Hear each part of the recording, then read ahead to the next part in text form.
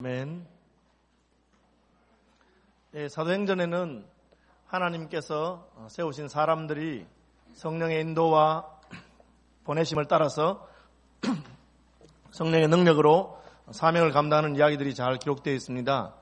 전반부에는 예루살렘 교회를 중심으로 베드로와 요한이 능력 있게 복음을 전거하고 말씀을 전거하는 사역이 나타나 있고, 오늘 본문에 나타나는 13장 이후 안디옥 교회를 중심으로 바나바와 사울 혹은 바울이라고 하는 바나바와 바울의 선교팀이 복음을 전거하는 이야기가 후반전에 기록되어 있습니다. 왜 예루살렘 교회에서 주도권이 안디옥 교회로 넘어갔을까 하는 것을 우리가 살펴보게 되는데, 예루살렘 교회는 참 좋은 교회입니다. 성령이 충만하고 12사도, 예수님께서 직접 가르치신 12사도가 목회하는 교회였고, 표적과 기사가 나타나고 한 번 설교해서 3,000명이 믿고 한 번 설교해서 5,000명이 돌아오고 큰 역사가 있었는데, 그런데 예루살렘 교회에는 아쉬운 점이 하나 있었습니다.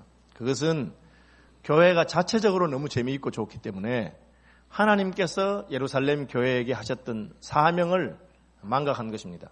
그 사명은 예루살렘에 머물러 있지 말고 온 유대와 사마리아와 땅끝까지 이르러 내 증인이 되거라, 그렇게 말씀하셨는데, 예루살렘의 교인들이 자꾸 늘어나고 또 예루살렘 교회가 커지니까 그 일을 한다고 너무 바빠서 예루살렘 밖에는 신경을 별로 쓰지 못하게 되는 것입니다.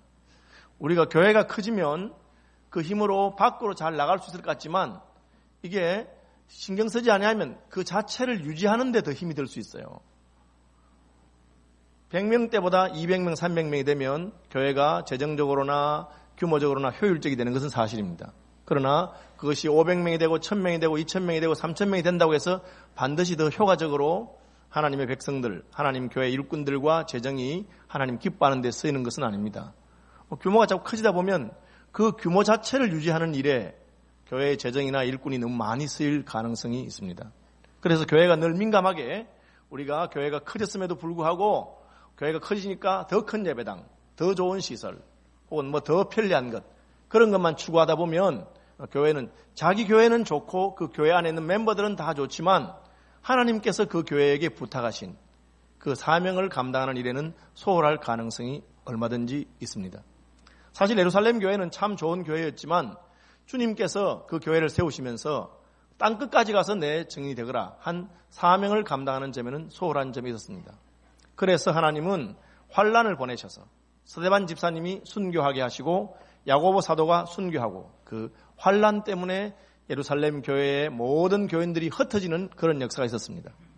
흩어진 사람들이 두루 다니면서 복음의 말씀을 전했다고 되어 있습니다. 그분들이 할 수 있는 것은 흩어지기만 하면 되는 거였어요. 왜? 이미 좋은 말씀을 배웠고 이미 성령 충만하고 이미 하나님의 역사를 잘 알고 있기 때문에. 그런데 너무 모여있다는 데 문제가 있는 것입니다. 그래서 역설적으로 교회가 너무 재밌으면 너무 재밌는 게 문제가 될 수 있어요. 전도회가 너무 재밌으면 너무 재밌는 게 문제가 될 수 있어요. 왜? 우리끼리 너무 재밌기 때문에 새로운 사람들을 불러올 필요를 느끼지 않습니다. 또 새로운 사람이 오면 귀찮아요. 우리끼리 잘 지내는데 새로운 사람을 하나 이렇게 거기 끼워서 그 사람하고 새롭게 사귀는 게 불편할 수 있는 것입니다. 그런 것을 우리가 잘 반성할 필요가 있습니다. 예루살렘 교회는 자기들끼리 너무 재미있고 유무상통하고 어려운 사람이 있으면 재산이라도 팔아서 나누는 참 좋은 교회입니다. 그렇지만 하나님 나라 전체를 생각한다면 지금 예루살렘 밖에, 유대 밖에, 이스라엘 밖에는 수많은 영혼들이 하나님을 몰라서 죽어가고 있는 것입니다. 그런데 그들에 대해서는 별로 관심을 기울이지 못했습니다. 하나님께서 그들을 흩으셨습니다. 흩어진 사람들이 흩어지니까 할 수 없이 여러 나라로 갔는데 가는 곳에서 저절로 복음이 전거됩니다. 이미 예수의 생명이 있고 이미 성령 받았고 이미 은혜를 받았기 때문에 가기만 하면 되는데 그 가는 것을 잘 못해서 복음을 못 전한 것이죠. 흩어진 사람들이 가도 여전히 예루살렘에서 하던 식으로 유대인들에게만 복음을 전합니다. 그런데 안디옥에 이르러 구레네 사람과 이 몇 사람들이 헬라인에게 복음을 전했어요. 그래서 그 헬라인들이 예수 믿었어요. 헬라인들이 예수 믿으리라고는 생각도 못했어요. 대대적인 회심이 있어서 허다한 사람이 예수를 믿어서 안디옥에 교회가 생겨나게 됐어요. 한두 명이 아니고 수십 명이 아니고 수백 수천 명이 예수께로 돌아온 것으로 보입니다. 그러니까 예루살렘 교회에서 깜짝 놀라서 예루살렘 교회가 일꾼을 파송했는데 바나바라고 하는 사역자를 파송했습니다. 예루살렘 교회에서 파견하게 된 선교사라고 볼 수 있습니다. 그래서 바나바가 안디옥 가서 목회를 하는데 가보니까 교인들이 너무 많거든요. 그래서 바나바는 사울이라고 하는 바울을 데리러 다소에 가서 그를 데리고 와서 둘이 같이 동사 목회를 합니다.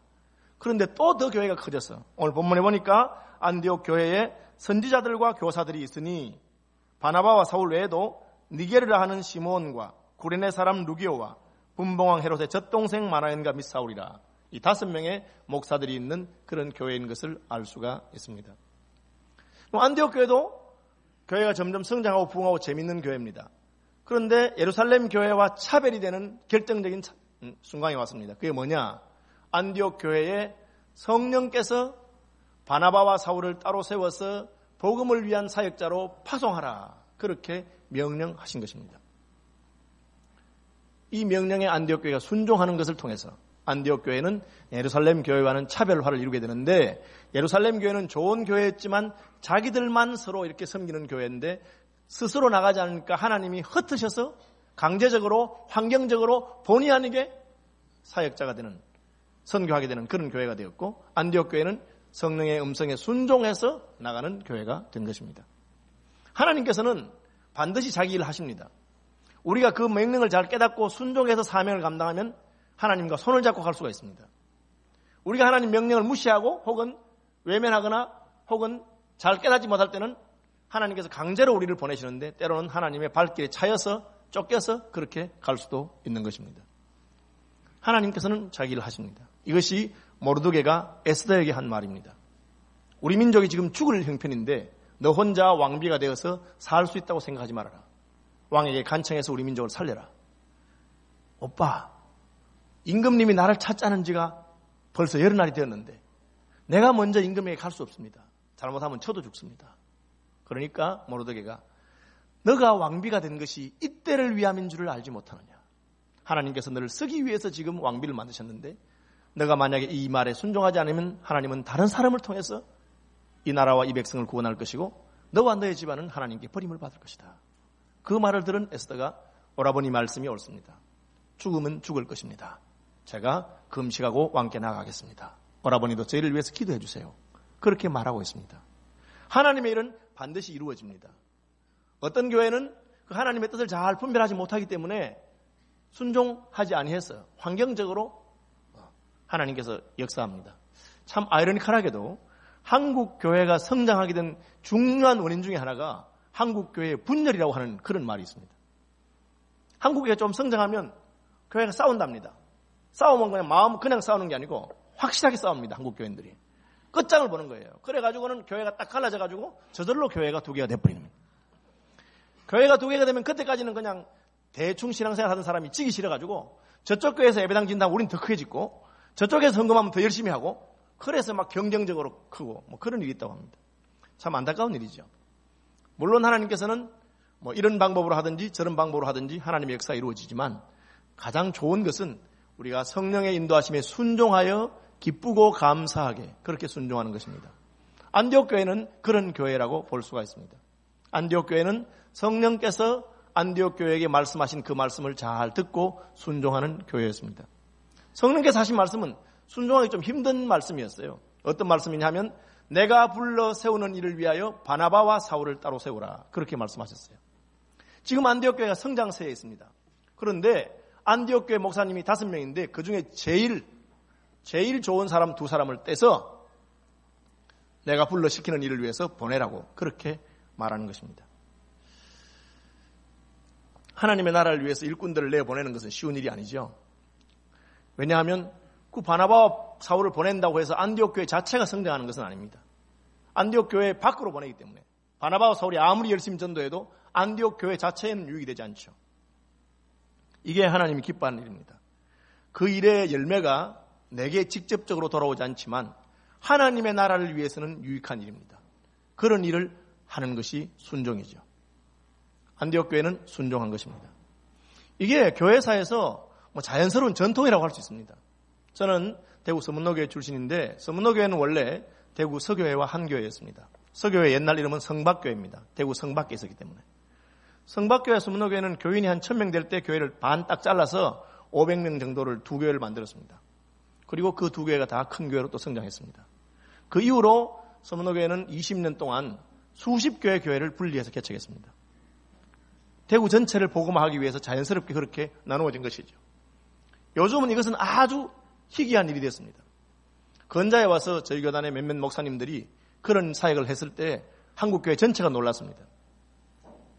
영동교회에 계시던 박은조 목사님이 1500명 교인 가운데 200명 교인을 데리고 분당에 가셔서 샘물교회를 개척하고 그 교회가 3000명이 되었을 때 또 개척하고 또 개척하고 이번에 또 목사님이 200명 교인을 데리고 와서 또 판교 샘물교회를 개척했습니다. 한국교회가 다 놀라워했지만 원래 그런 일이 저희 교단의 전통이고 성경적인 원리를 가지고 있는 것입니다. 쉬운 일은 아니겠죠. 잠실중앙교회에 계시던 정주체 목사님이 그 교회 교인이 1500명이 되었을 때 또 200명을 데리고 나가셔서 향상교회를 개척했습니다. 그 교회가 또 지금 2-3천 명이 되니까 또 이번에 흥덕향상교회를 분리해서 개척하고 이번에는 정 목사님 은퇴가 다가왔기 때문에 본인은 나가시진 않으셨습니다. 그런데 이게 쉬운 것 같지만 쉽지 않습니다. 저희 교회에서도 주님의 교회를 개척해서 예배당을 지어주고 잘했습니다. 그러나 교인들이 이렇게 따라 나가지는 않습니다. 잘 따라 나가지 않죠. 이게 참 쉬운 일이 아니에요. 사람을 준다는 것. 안디옥 교회는 그 교회가 성장해서 점점 성장하고 더 많은 일꾼이 필요했음에도 불구하고 하나님께서 성령께서 내가 불러 시키는 일을 위하여 바나바와 사울을 따로 떼어놓아라 할 때 순종했습니다. 저는 이 말씀을 읽으면서 서울 시민교회는 얼마나 일꾼들을 떼놓았을까 하고 한번 쭉 생각해 보니까 그래도 우리 교회 출신 중에서 많은 목사님들이 나기도 하고 또 선교사님들이 지금도 현장에 가서 사역하는 분들이 계시더라고요. 그것을 단순히 그 사람의 개인적인 부르심과 개인적인 헌신으로 만들 것이 아니라 그것이 서울 시민교회의 사역이 되도록 하는 것. 그것이 안디옥 교회가 한 일입니다. 바나바와 사울을 보낼 때 그냥 보내지 아니하고 안수해서 보냅니다. 바나바와 사울은 이미 선교사로 파송받은 사람이라고 할 수 있습니다. 바나바는 예루살렘 교회에서 안디옥 교회에 파송한 사람입니다. 그렇죠? 사울은 예수 믿는 순간에 아나니아를 통해서 안수를 받고 눈을 뜨고 이 사람은 내 이름을 유대인들과 왕들과 이방인들에게 전하기 위해서 택한 나의 그릇이라 그렇게 말씀했습니다. 그런데 왜 또 안디옥 교회가 바나바와 사울을 따로 안수해서 보냅니까? 그것은 가기는 바나바와 사울이 가지만 안디옥 교회가 가는 것과 같다. 우리 교회에게 주신 그 선교의 명령을 순종하기 위해서 우리가 보내는 것이다. 그런 뜻이 포함되어 있는 것입니다. 서울시민교회가 하고 있는 모든 사역을 서울시민교회 성도 한 사람 한 사람들이 다 할 수는 없습니다. 이를테면 어제 아래 며칠 동안 그저께 동안에 우리 희망부에서 캠프를 갔습니다. 선생님들이 수고했지만 모든 교인들이 따라가서 수고한 것은 아닙니다. 몇몇 선생님이 했지만 그러나 저는 그 일이 서울시민교회 전체의 사역이라고 생각합니다. 그래서 늘 관심을 기울이고 또 기도도 하고 또 제가 어떻게 도울 일이 있는가 찾아보는 것입니다. 이것이 참 중요한 것입니다. 내가 선교사로 갈 수는 없지만 우리 주보 뒤에 있는 선교사들 이름을 늘 기억하면서 기도하는 것이 필요합니다. 그것은 바로 교회의 사역이기 때문에 그렇습니다. 예루살렘 교회에서도 빌립이 사마리아에 가서 전도한 적이 있습니다. 베드로가 이방인이었던 고넬료에게 복음을 전한 적이 있습니다. 그러나 그것은 개인적인 차원의 일이고 교회적인 차원에서 교회가 그것을 결정하고 교회가 자기들의 가장 귀중한 일꾼들을 파송하는 것, 이것이 참으로 중요한 것입니다. 전 앞으로 서울시민교회가 하나님께서 기뻐하는 일을 위해서 우리의 가장 귀중한 것, 가장 좋은 사람들을 하나님 나라를 위해서 보낼 수 있는 교회가 되기를 바랍니다. 특별히 이번 가을에는 우리가 이제 10월 말 11월쯤 되면 바자회를 하는데 이번에는 그 캄보디아에 있는 윤옥 선교사님 해피 홈스쿨에 한번 우리가 후원하기 위해서 하려고 그래요. 한때 한국 교회는 주일학교를 하면 어린이들이 미어 터지던 적이 있었습니다. 여름 성경학교를 4박 5일씩 5박 6일씩 하면서 그 어린이들 간식을 다 못 감당할 정도로 교회가 힘을 써야 되는 그런 시절이 있었습니다. 지금은 여러분 여름 성경학교에도 100명이 잘 안 모입니다. 이게 참 안타까운 현실이죠. 그런데 캄보디아에는 지금도 깃발만 꽂으면 애들이 그냥 버글버글 모인다고 합니다. 노트 하나 주고 연필 하나만 줘도 애들이 그렇게 많이 모입니다. 하나님께서 그곳에서 자기를 하고 계시는 것을 보게 됩니다. 그러면 우리가 가진 것으로 얼마든지 돕고 후원할 수 있습니다. 그 애들이 예수 믿어도 우리 교회에 도움되는 건 없습니다. 그러나 하나님 나라 전체를 생각한다면 하나님 나라가 얼마든지 확장되는 일에 우리가 쓰임받을 수 있는 것입니다. 안디옥 교회는 이처럼 성령의 인도하심을 받고 성령의 보내심을 받고 성령의 충만함을 받고 2절, 4절, 9절입니다. 성령의 이르심을 따라서 성령의 보내심을 따라서 성령의 충만함을 받아서 그렇게 사역하는 교회입니다. 성령께서는 서울 시민교회에만 머물러 있는 영이 아니라 온 땅으로 보내심을 받은 하나님의 영이기 때문에 우리가 예수 믿을 때 성령을 받으면 우리의 가슴이 커지고 넓어져서 조그마한 사람이 아니라 큰 사람이 됩니다. 하나님께서 보시는 것을 보게 됩니다. 전에 관심 없던 것에 관심을 가지게 되고 하나님의 크고 위대한 것에 동참하는 사람들이 되는 것입니다. 그래서 우리가 아무리 못나고 아무리 남들 보기에 보잘것없어 보여도 성령 받는 순간에 우리는 우주와 천지 만물을 다스리시는 왕이신 하나님의 아들이요 딸로서 우주를 가슴에 품은 그런 왕자와 공주가 되는 것입니다. 안디옥 교회가 어떻게 이렇게 성령의 음성에 잘 순종할 수 있었는가 하는 것은 오늘 본문에 몇 가지 힌트가 있다고 보여집니다. 1절에 보시면 선지자들과 교사들이 있었다 하면서 그 선지자들과 교사들의 이름을 쭉 기록해 놓은 것을 보게 됩니다. 안디옥 교회는 선지자들과 교사들을 세우는 교회였습니다. 선지자들과 교사들이란 말은 하나님의 말씀과 관련이 있는 직분입니다. 굳이 따지자면 선지자의 직은 부르심과 은사적인 직분입니다. 내가 하고 싶어서 하는 게 아니고 하나님이 불러야 선지자가 될 수 있어요. 하나님이 은사를 주어야 선지자가 될 수 있는 것입니다. 예를 들면 오늘도 우리 찬양대가 참 찬양을 너무 잘해서 저는 마음에 참 기쁘고 감사하면서 좌절감을 느낍니다. 왜요? 나는 저렇게 못하기 때문에. 그렇죠? 저는 그런 은사가 별로 없는 것 같아요. 그렇죠? 제가 뭐 찬양을 좋아하긴 하지만 저는 찬양대 지휘자나 혹은 찬양대 솔리스트나 그런 것하고는 거리가 멉니다. 저는 그런 부르심이 없는 것이죠. 그런데 자기 열심히 있어서 나를 솔리스트로 써달라 그렇게 하면 안 되겠죠. 참 그런 경우가 참 난감하더라고요. 자원합니다. 뭘 자원하십니까? 예, 제가 성가대 독주자로 자원합니다. 노래 한번 불러보세요. 듣고는 지휘자가 혹시 다른 것 자원하시면 안 되겠습니까? 이렇게 하면 난감한 거죠. 그렇죠? 그래서 은사에 관계되는 문제죠. 내가 선지자 하고 싶다고 선지하는 것이 아니고 하나님이 선지자로 불러야 선지자가 되는 것이고 하나님이 부르셨을 때는 하나님께서 그에게 은사를 주는 것입니다. 하나님이 은사를 주신 것을 통해서 그의 부르심이 드러나기도 하는 것입니다. 교사는 무엇입니까?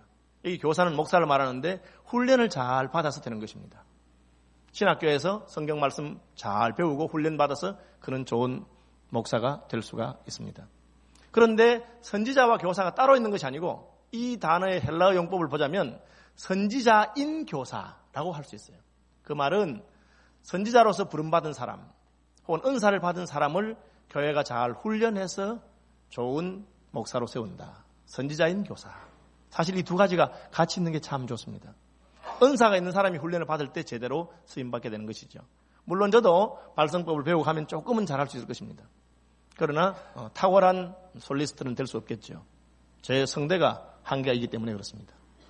마찬가지로 하나님께서 부르신 사람이 잘 훈련받으면 좋은 사역자가 되죠. 본문에는 보면 우리가 잘 아는 사울 같은 사람이 그렇습니다. 그는 다메섹으로 가다가 예수님의 부름을 받았습니다. 이 사람은 내 이름을 유대인들과 왕들과 이방인들에게 전하기 위해서 택한 나의 그릇이라 그렇게 부름받았습니다. 선지자로 부름받은 것이라고 할 수 있습니다.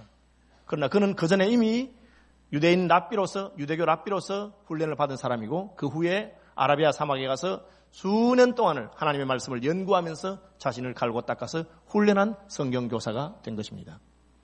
교회가 하나님의 성령의 인도함을 받으려면 하나님의 말씀을 가르치는 사람들이 잘 훈련되고 좋은 분들이라 합니다.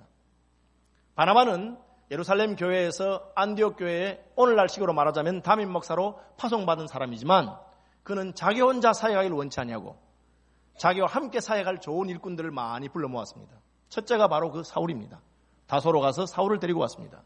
둘만 목회한 게 아니고 오늘 본문에 보니까 벌써 다른 목사 3명이 있습니다. 니게르라 하는 시몬, 이 니게르라고 하는 말은 흑인이라고 하는 니그로와 그 의원이 같습니다.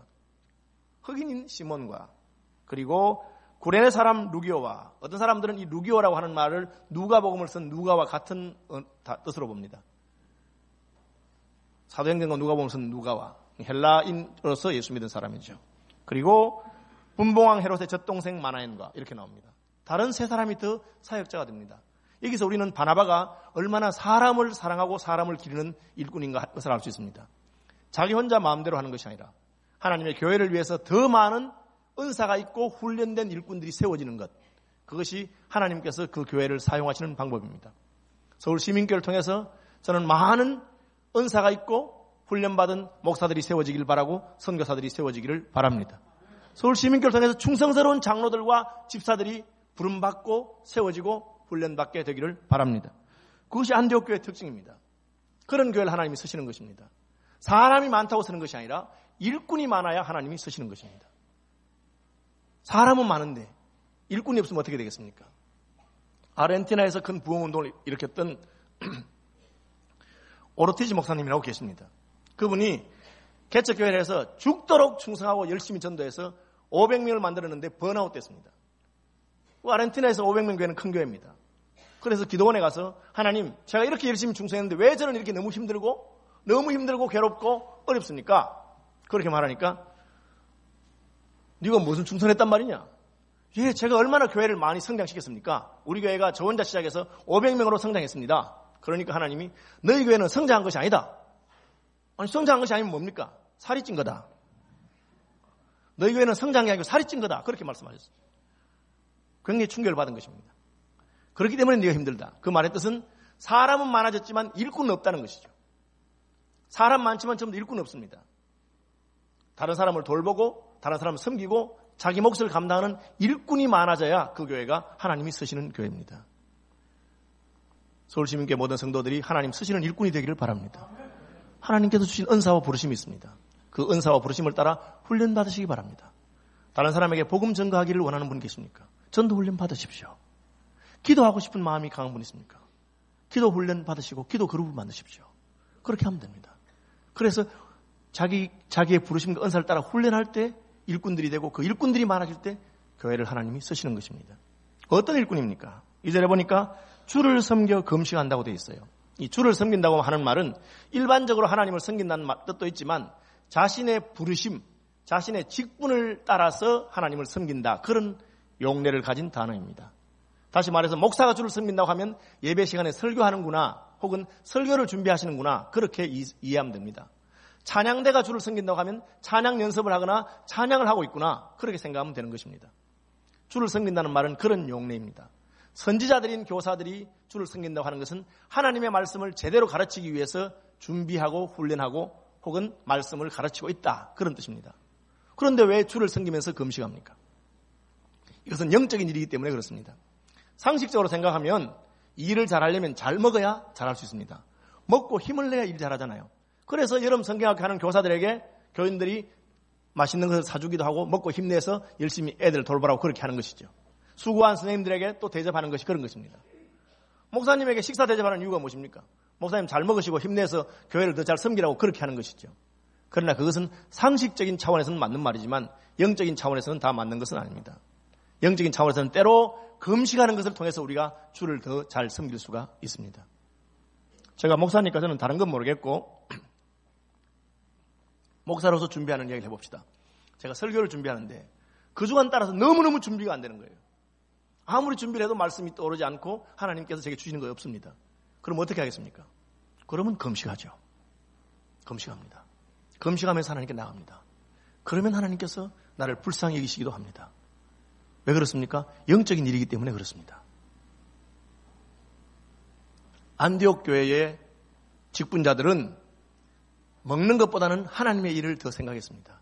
지금 내가 하나님 말씀이 준비되지 않는데 밥이 입에 안 들어간다는 거죠.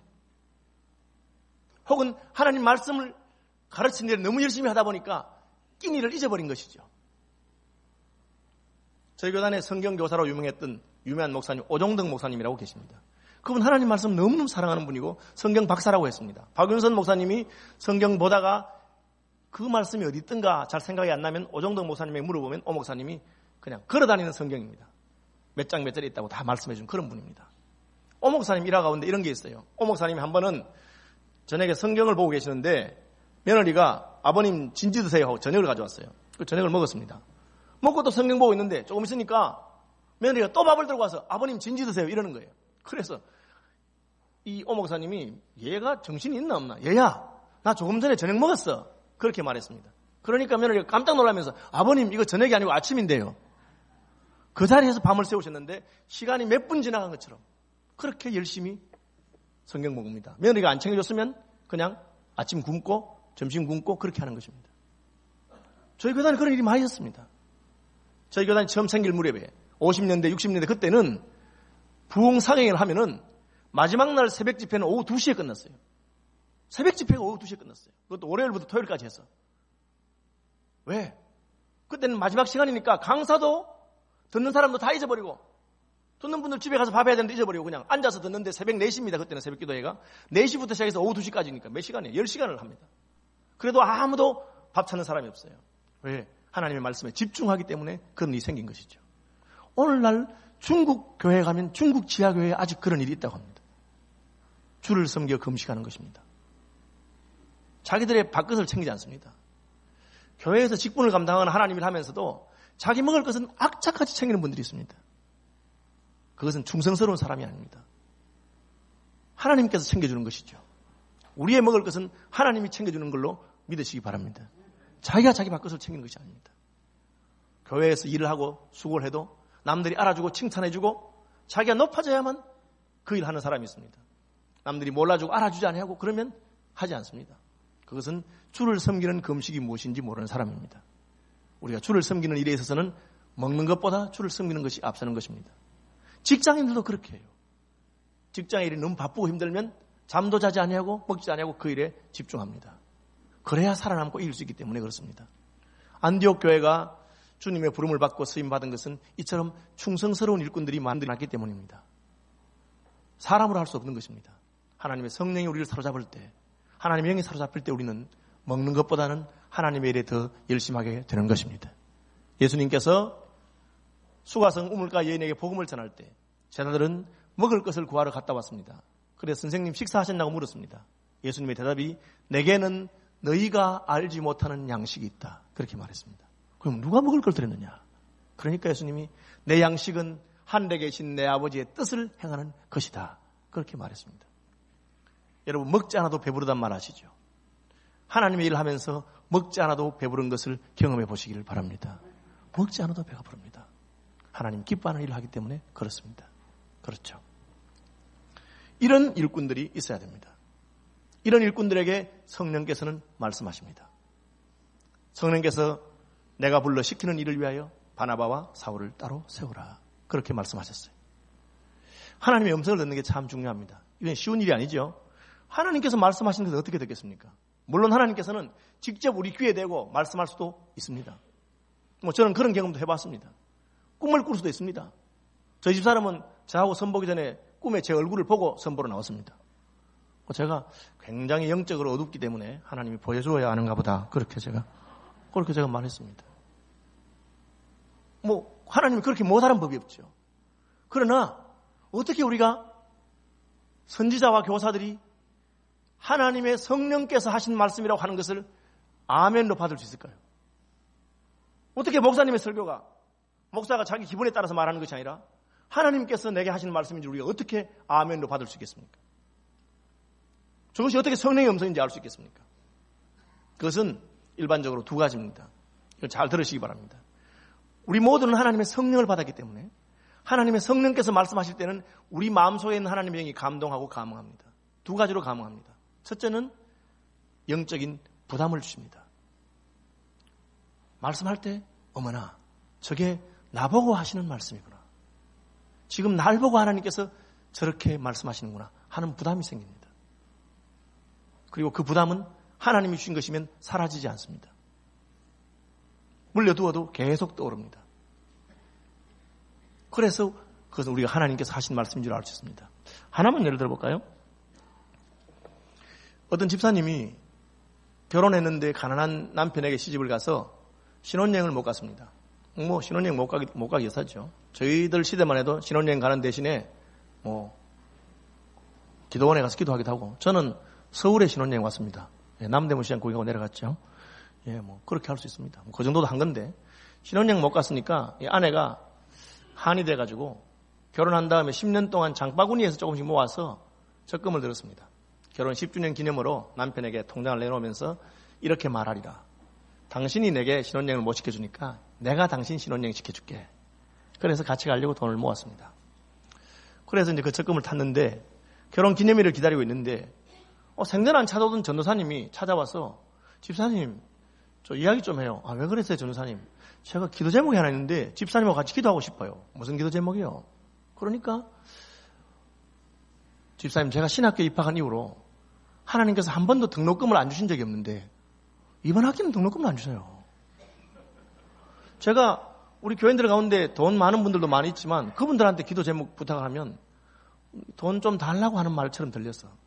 집사님 어려운 거 우리도 잘 알고 하니까 집사님 뭐 돈 문제를 신경 쓸 필요는 없고 그냥 저를 위해서 기도해 주시면 안 되겠어요? 같이 좀 기도해 주세요. 제가 이번 학기는 휴학을 해야 될지 가야 될지 모르겠어요. 그렇게 자기한테 기도 부탁하는 거예요. 또 기도 부탁하면 안 해주겠다는 사람이 누가 있습니까? 말은 다 예 하잖아요. 그리고 이제 기도를 하는데 아침에 자고 나서 새벽에 기도를 하는데 전도사님 생각이 나서 기도했습니다. 전도사님 등록금이 없다고 하는데 하나님이 알아서 해주십시오. 그러니까 갑자기 내 마음에 하나님께서 네가 해주면 안 되겠니? 그럼. 그래서 하나님 제가 무슨 돈이 있다고 그러십니까? 너 지난달에 적금 탄 거 있잖아. 아니 하나님 건드릴 게 따로 있지 그걸 어떻게 건드리신단 말입니까? 하나님 참 기가 막히시군요 하고 빨리 기도하고 말았습니다. 왜 자꾸 기도하면 마음이 흔들릴 것 같으니까. 그리고 그날 저녁에 또 기도하는데 또 그 생각이 나는 거예요. 너 꼭 그 결혼 10주년 무슨 여행가 가야 되겠니? 하나님 왜 이러세요 지금? 누굴 건드리십니까? 이 부담이 오는 거죠. 그때부터는 기도만 하면 그 생각이 나고 길을 가도 그 생각이 나고 견딜 수가 없는 것입니다.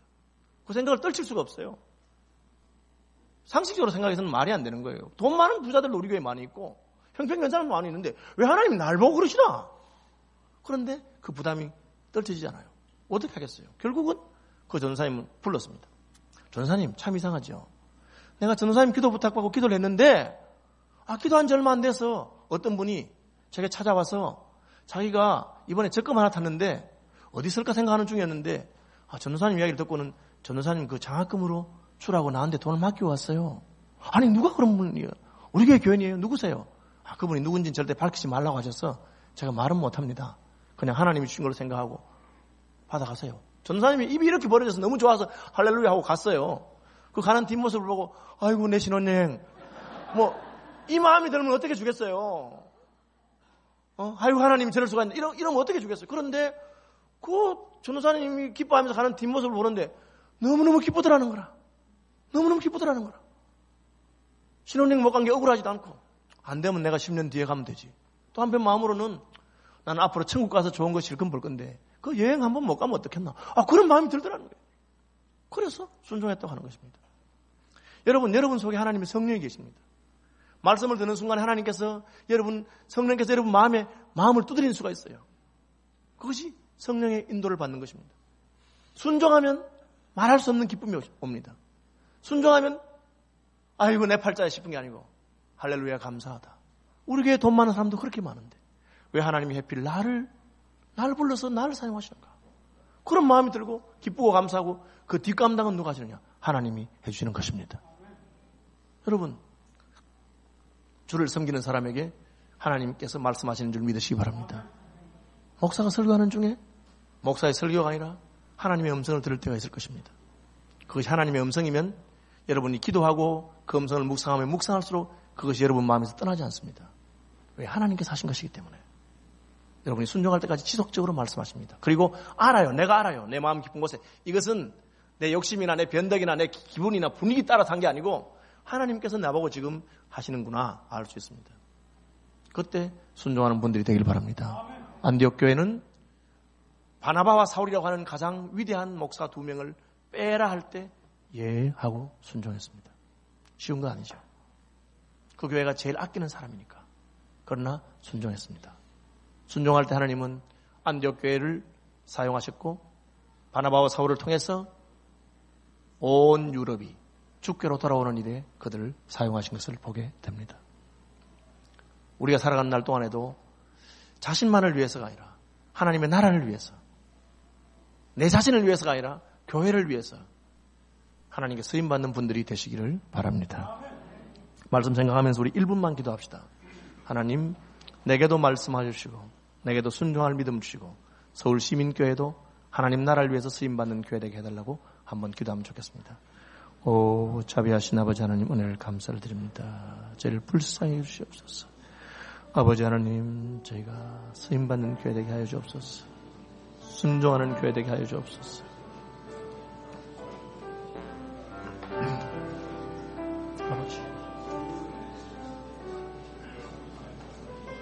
아버지, 오 하나님, 아버지,